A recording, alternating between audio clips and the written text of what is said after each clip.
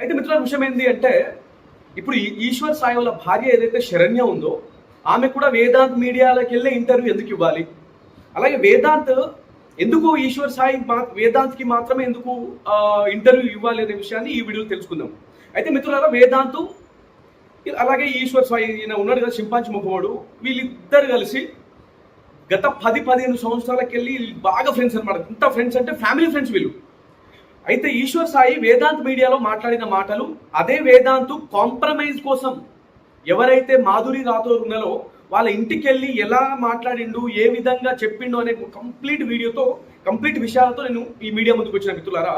ముందుగా వేదాంత్కి నేను చెప్పేది ఏంటంటే, మొన్నటి వరకు, ఎందుకంటే మీరు చేసే వేదాంత్ గారు మీరు చేసే వీడియోలు కావచ్చు, లేకపోతే మీరు సొసైటీ పట్ల చూపించే ఏదైతే జెన్యూనాలిటీ ఉంటుందో అదంటే నాకు నిజంగా నేను చూసిన అంటే మీ వీడియోలు చూసిన ప్రతిసారి